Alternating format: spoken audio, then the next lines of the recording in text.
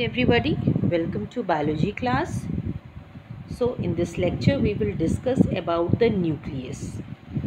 As you all know, nucleus is one of the main controlling center of the cell, you can say. Now first, before starting the discussing the structure and function of nucleus, first let's discuss about the history. History क्या है nucleus की? Nucleus was first discovered and it was named by Robert Brown in 1833. Okay so सबसे पहले Robert brown ने इसको discover किया था और इसको नेम किया था. नाउ जो टर्म है nucleolus, as you all know, nucleus के अंदर एक और डार्क कलर्ड राउंड सा एक स्ट्रक्चर प्रेजेंट होता है जिसको न्यूक्लियोलस बोलते हैं.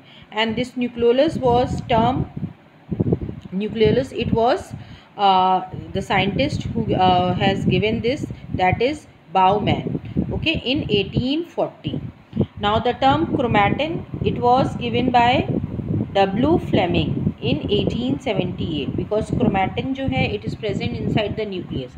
हम न्यूक्लियस से रिलेटेड सारी चीज़ें इसलिए उनकी हिस्ट्री पढ़ रहे हैं. Now the term cytoplasm and nucleoplasm, it was given by Strasburger in 1882. So this is all about the history of nucleus and the structures related to the nucleus.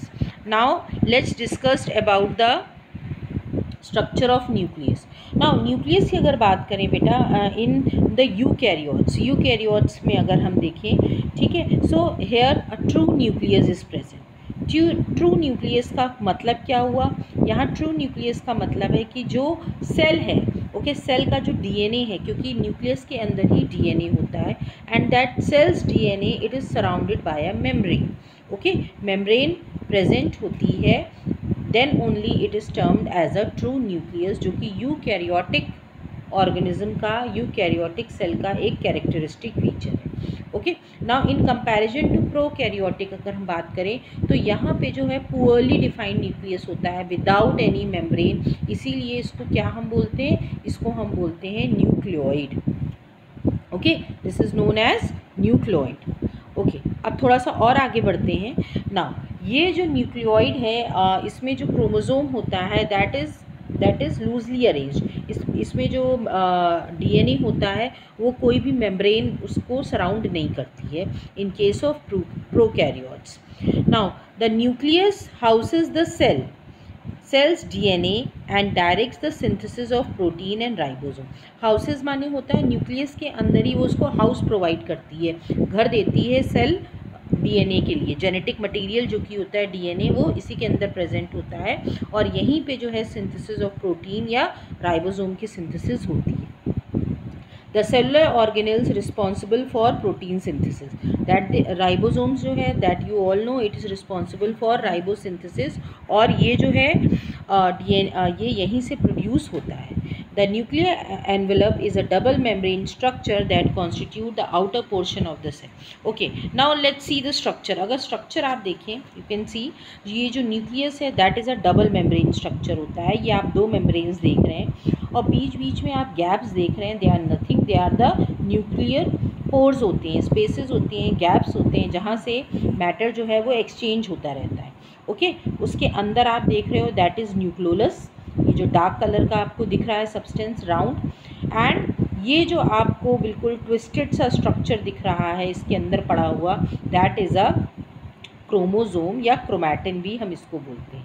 Okay, ये genetic material होता है. Okay, DNA भी हम इसको कह सकते हैं. सो और इसके अंदर जो है फ्लूइड फिल्ड होता है, सॉलिड फ्लूइड होता है, सेमी सॉलिड नहीं, it's not solid, it is semi solid होता है.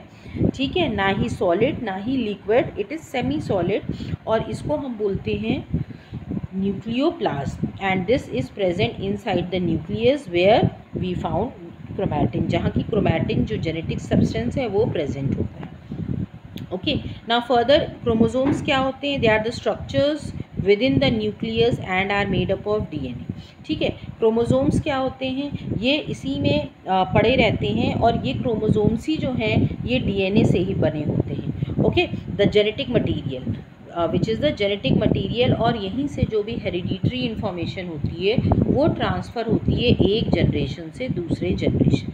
इसलिए हम कह सकते हैं ब्रेन कंट्रोल तो करता ही है फंक्शंस को, सेल ऑर्गेनल्स के जो भी फंक्शंस होते हैं, ब्रेन कहा जाता है इसको, लेकिन इसके साथ ही साथ ये जो भी जेनेटिक इन्फॉर्मेशंस होते हैं उनको भी ये ट्रांसफ़र करता है एक जनरेशन से दूसरे जनरेशन में, क्योंकि इसी के अंदर ही क्रोमोसोम्स प्रेजेंट होते हैं, ओके, जो जिसमें कि जेनेटिक सब्सटेंस प्रेजेंट होता है, दैट इज़ योर डीएनए। ना प्रोकैरियोट्स में ये जो डीएनए होता है that is organised into a single circular chromosome, ठीक है, और इन केस ऑफ यूकैरियोट ये लीनियर फॉर्म में होता है, और अगर हम और इसको थोड़ा रिफाइन करके बोले तो लाइक डबल हेलिकल फॉर्म में होता है, डबल स्टैंडर्ड डीएनए होता है, okay. And in case of prokaryotes ये सर्कुलर सिंगल सर्कुलर क्रोमोसोम होता है जो कि न्यूक्लियोइड में प्रेजेंट रहता है। Okay, now let's move forward. Eukaryotic nucleus, the nucleus store chromatin, DNA plus protein. Okay, chromatin जो है जो chromatin substance होता है वो किससे बना होता है, that is chromosomes, वो बने होते हैं DNA और protein से in a gel like substance called nucleoplasm. The nucleolus is a condensed region of chromatin where ribosome synthesis occur. अब ये जो न्यूक्लियोलस होता है डार्क कलर का सब्सटेंस, ये जो आप बीच में देख रहे हो डार्क पर्पल सा, दैट इज़ अ न्यूक्लियोलस। यहीं पे जो है प्रोटीन सिंथेसिस होती है, ओके, यहीं पे जो है nucleolus is a condensed region of chromatin where ribosome synthesis occur. यहीं पे राइबोसोम सिंथेसिस होती है और यही राइबोसोम्स आगे चल के क्या बनाते हैं, प्रोटीन्स बनाते हैं। The boundary of the nucleus is called nuclear envelope, और ये जो एनवेलप है ये बना होता है 2 phospholipid bilayer, okay, phospholipid bilayer का बना होता है, जैसा कि हमने पढ़ा है सेल मेम्ब्रेन में, ओके, फॉस्फोलिपिड की बनी होती है बाइलेयर की, एंड इनर मेम्ब्रेन, दोनों ही मेम्ब्रेन्स इसकी बनी होती हैं। The nuclear membrane is continuous with the endoplasmic reticulum, okay. और अगर आप और हम इसको ध्यान से देखें तो आप देख रहे हो एंडोप्लाज्मिक रेटिकुलम यहीं से स्टार्ट होता है, ओके, और इससे कंटिन्यूअस कनेक्शन में रहता है, और जो दूसरा उसका कनेक्शन होता है वो प्लाज्मा मेम्ब्रेन की तरफ होता है, okay. Nuclear pore allow substances to enter and exit the nucleus, बीच बीच में पोर्स होते हैं, okay, that you can see, और यहीं से सब्सटेंसेस का एक्सचेंज होता है, okay. So this is all about the nucleus, the structure, the function, and about the history of the nucleus. So hope you all have understood. Thank you everybody.